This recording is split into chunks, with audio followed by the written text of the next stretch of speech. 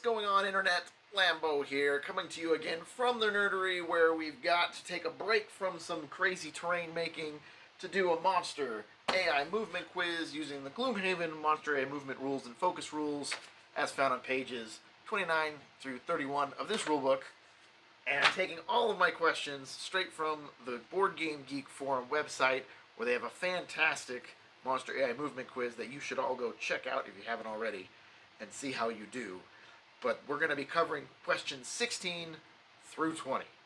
And I'm sorry it takes me forever to get these out. I wish I could do them more frequently, but they just take a long time to film and edit, and I got a whole bunch of stuff going on. I like to build terrain, that's what I do, and I was working on some Frosthaven style terrain over here, testing out some paint schemes, and but yeah, without further ado, let's get into some rules, some Monster AI movement, questions 16 through 20. Let's check it out. If you were to check the quiz from the Board Game Geek Forum, you might notice I have altered the format of these questions somewhat, while still retaining the same answer possibilities as presented in that quiz. I did this to streamline each question, and instead of presenting a series of convoluted multiple-choice answers, I have simply presented you with a two-part question. You must decide which space the monster will move to, and which enemy or enemies the monster will attack. Hopefully, this makes it easier for you as the viewer to simply answer the question and test your knowledge, as opposed to attempting to decipher the intended meaning of the questions, which I felt was often the case from the quiz previously based on how they were worded. So, to begin, here we have a monster, represented by the Rending Drake in this case, with 4 movement and a 1 damage melee target 3 attack. The characters are labeled in initiative order, meaning character 1 is C1 and acts first, followed by C2, then by C3, and then C4. That's beautiful. That's nice. What's that? That's C4. That's C4? That's C4. Your mission, should you choose to accept it, is to determine where the monster will move and which of the characters it will attack. Round 1, fight! The correct answer is the monster will move to space D and attack characters 1, 2, and 4. Now let's figure out why. The monster must first select primary focus. To do this, we determine the least amount of movement needed to attack an enemy with the monster's current attack. We see the monster can either move 2 hexes to attack C3 or C2, so we must move on to the tiebreakers. If you recall, the first tiebreaker is proximity to the model. But in this scenario, both C2 and C3 are 3 hexes away from the monster, so we must move on to the next tiebreaker, which is initiative value. Since C2 is activating first, he is the primary focus of the monster. With that in mind, the monster now attempts to maximize its attack, all while still focusing C2. With 4 movement and target 3, the monster will move to space D, where it can attack its primary focus and 2 other enemies. Lucky them.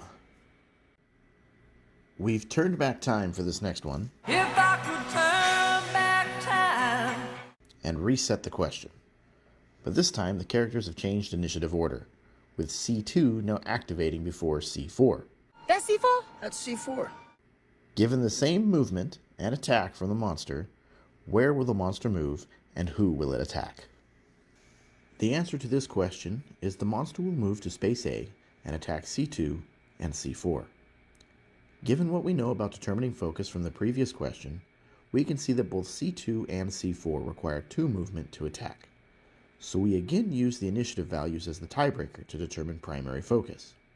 Since C2 now activates before C4, C2 becomes the focused enemy, and the monster must attack it this round, among other targets. In order to maximize its attack while still attacking C2, those additional 2 movement hexes don't help add any additional targets, so the monster stops movement at space A and attacks C2 and C4. Question 18. We reset this question once again, but this time the monster has an area effect attack, allowing it to attack 2 hexes in a straight line in front of it. With movement 4, where will the monster move, and who will it attack? Before I show you the complete answer, let's walk through the first part together. As always, the monster must select primary focus. We see that it is 2 hexes to attack either C2 or C4 here, and 2 hexes to attack C2 here. So we must check tiebreakers between characters 2 and 4 to see who becomes the focused enemy.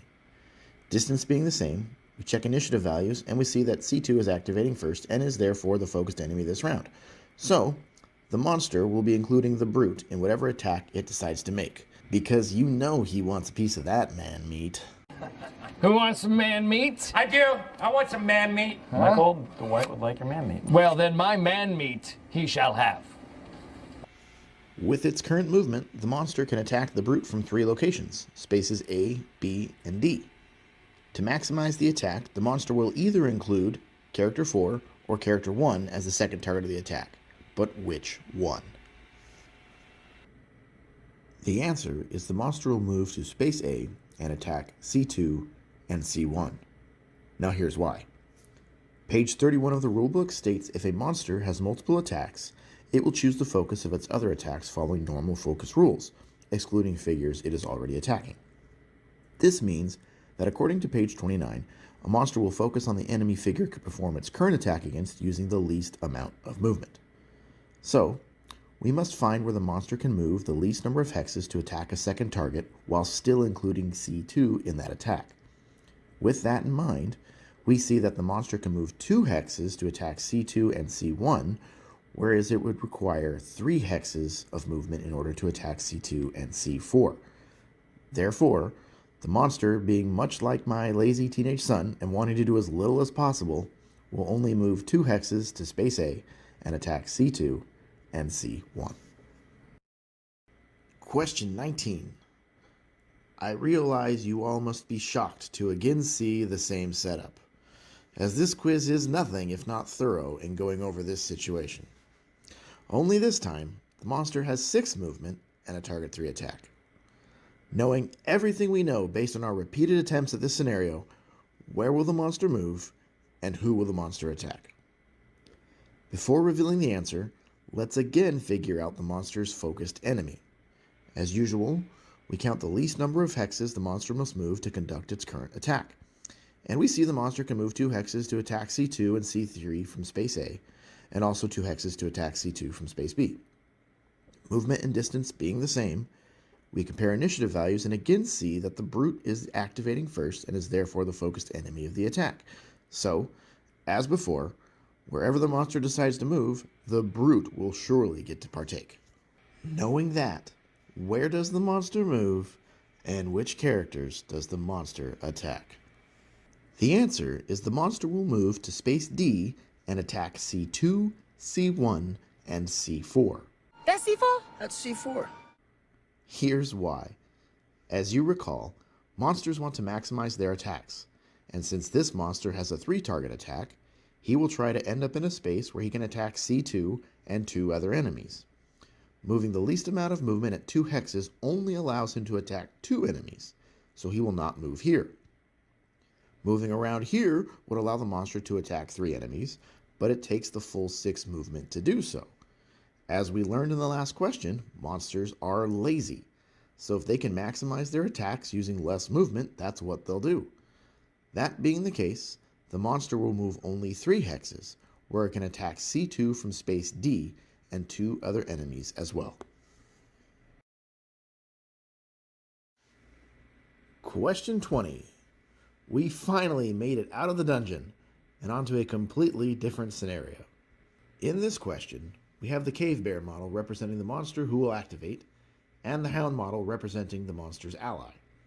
The monsters face off in tight quarters against character 1 and character 2, with there being 2 obstacle hexes represented by the rock pillars, and a trap located on the board as well, represented by the trap. It's a trap! With only 2 movement and a melee attack, where does the monster move, and who is the focused enemy this round? The correct answer to our final question of the quiz is the cave bear will focus on character 2 and move through the trap to space B. Now here's why.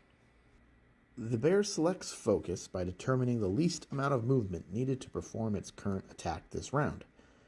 We see that this space is occupied by an ally of the monster, so it can't attack from here.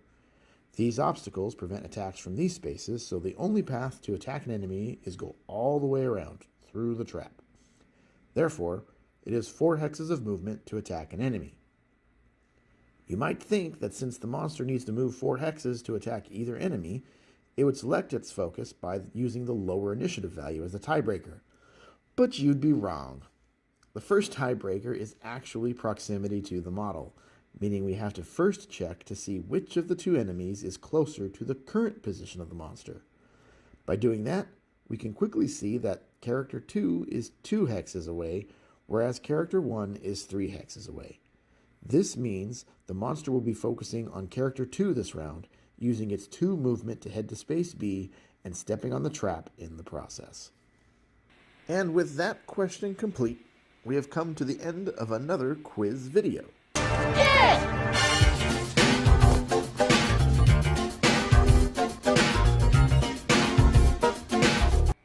If you like the terrain shown in these videos, it is provided courtesy of Talisman Saber Terrain. So if you want to add some fully painted terrain to your own gaming table, feel free to head over to the website and check it out. And welcome back. Hopefully that quiz went well for you. Hopefully you learned something, or it was informative, interesting, entertaining, a little bit of all three. I don't know. Thanks for watching. If you have any questions about any of the rules, feel free to comment below. I get all my information between the rulebook, the FAQ, and the Board Game Geek forum, so you're welcome to go check out those resources because they can probably explain it way better than I can. But if you do have a question or a concern about a rule, the way it is interpreted, I will happily try my best to answer as best I can. But like I said, I get all my information from those places, and those answers are what I have reflected in this quiz. So, thanks for watching again. I'll try and cover the next 5 questions in the near-ish future. It did take a while. But yeah, again, appreciate it. And as always, happy gaming.